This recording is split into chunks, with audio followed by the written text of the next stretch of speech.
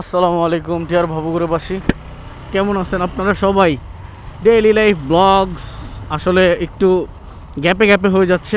September মাস চলতেছে, তো October, November, December আমাদের দেশে শীত আস্তে আস্তে একদম জেনুইন শীত, যেটা অ্যাটলিস্ট ঢাকা শহরে আপনার জেনুইন শীত পেতে হলে আপনার জানুয়ারি মাস পর্যন্ত অপেক্ষা করতে হয়, এছাড়া আপনি শীত পাবেন না।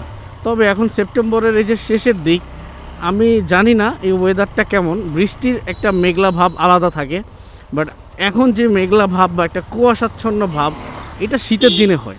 তো এই জিনিসটা নর্মালি এত বছর কখনো দেখি নাই ঢাকা শহরে, যে একটা ফগি ফগি ভাইব, এই ভাইবটা থাকে। আমি যখন ভোরবেলা উঠি, আমার প্রতিদিনই ভোরবেলা ওঠা হয়, একদম 4টা-5টার দিকে ওঠা হয়। তো ভোরবেলা যখন উঠি তখন দেখি যে আর কি শীতের সকালগুলো যেরকম থাকে একেবারে same. Near by Dhaka area যেগুলো আছে, ওই এরিয়াগুলোতে অলরেডি রাতের বেলা কুয়াশা পড়া শুরু করছে। তো এখান থেকে আমরা আশা করতে পারি যে হয়তো আমরা খুব তাড়াতাড়ি এবছর শীত হয়তো পেতে পারি। মোস্ট অফ দ্য টাইম হচ্ছে যে মিরপুর 1 নম্বর সনি হলের উল্টা পাশে স্যাম অ্যাসোসিয়েট লিমিটেড, যেটা স্যাম, এই পাম্পটা থেকে হচ্ছে আমার তেল নেওয়া হয় একদম most of the time. So চলেন আমরা আজকেও একটু তেল নেই। এই পাম্পের থেকে তেল যতবার নিছি, তেলটা মোটামুটি ভালো পাইছে এবং মাইলেজও ভালো পাইছি।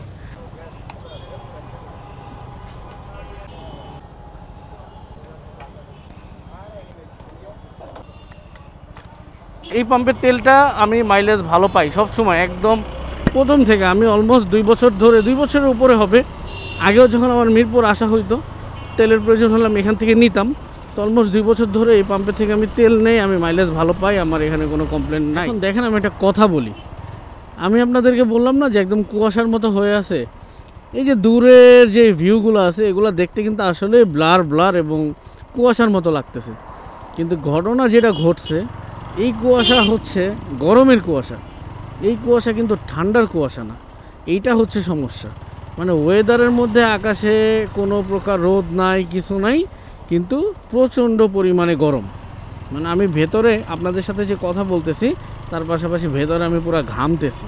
আমি যখন দিয়াবাড়িতে আসি তখন আসলে ক্যামেরা অন না করে থাকতে পারি না, শুধুমাত্র এই সৌন্দর্যগুলো দেখার জন্য। এই জিনিসগুলো এত ভালো লাগে যে বলার মতো না। এই সৌন্দর্য দেখার জন্য হলেও দিয়াবাড়ি দিয়ে আমি আস্তে আস্তে বাইক চালাই এবং প্রকৃতি উপভোগ করতে করতে যাই। ঢুকবো, আমার হাতে আজকে পর্যাপ্ত সময় আছে। চলেন আপনাদেরকে নিয়ে একটু দিয়াবাড়িটা ঘুরে দেখাই। ওরে ওই পাশ দিয়ে তো আরও বেশি কাশফুল, আমি ওই পাশ দিয়ে না গিয়ে এই পাশ দিয়ে আসলাম। আচ্ছা, ওই পাশ দিয়ে চলেন একটু যাই। এদিক দিয়ে রং মারলে খুব বেশি বড় পাপ হবে বলে মনে হয় না। এই যে দেখেন এখানে কত সুন্দর সুন্দর কাশফুল, তাই না? অনেক সুন্দর সুন্দর কাশফুল। আপুরা, ভাবিরা, বোনেরা যারা আছেন সবাই চলে আসবেন এই কাশফুলে হচ্ছে ঘুরতে, অনেক ভালো লাগার মতো একটা ব্যাপার। ওয়াও ওয়াও, এখানে কত সুন্দর সুন্দর কাশফুল দেখছেন,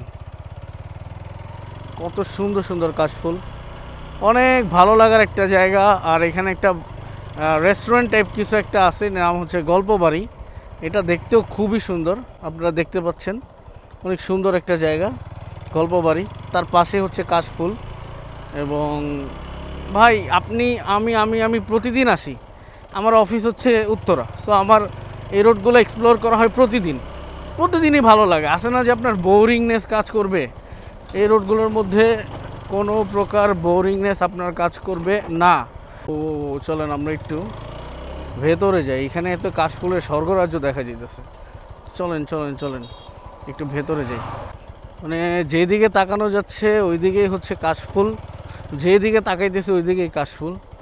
এখান থেকে যদি আমি একটা সিনেমাটিক শট আপনাদেরকে দেখাই, দাঁড়ান একটা সেকেন্ড। কি অদ্ভুত, আমি এখানে শট নিতেছি আর এদিকে ফয়েজ ভাইও চলে আসছে, অস্থির, এটা কাকতালীয় একটা ব্যাপার। আপনি দেখলেন কেমনে? ও এদিক দিয়ে যাইয়ার সময় গাড়ি চোখে পড়ছে। আমি কয়েকটা সিনেমাটিক শট লই। ওখানে গেলেন নাকি? ওখানে বিনোদন চলতেছিল। কোন জায়গায়? গাড়িতে নাইমা নীল শাড়ি পরা বেডি আর নীল শাড়ি পরা বেড়া দুটোটাই গাছ। Stranded in the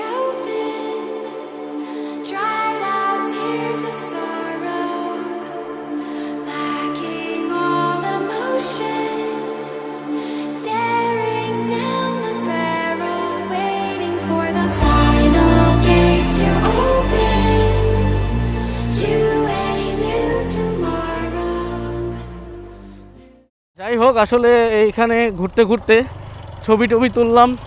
হঠাৎ ফয়েজ ভাইও আসার সময় ফয়েজ ভাইয়ের সাথে দেখা হয়ে গেল, তো দুইজন একসাথেই ছবি টবি তুললাম। উনি আসাতে ভালো হয়েছে, আমার কয়েকটা ভিডিও নিতে পারছি আমি। তা এখন মানে আমরা অফিসের উদ্দেশ্যে চলে যাচ্ছি। আজকের ভিডিওতে আর বেশি কিছু বলতেছি না। দিয়াবাড়ির এই সৌন্দর্য প্রতিদিনই এক্সপ্লোর করতে ভালো লাগে। সবাই ভালো থাকবেন, সুস্থ থাকবেন।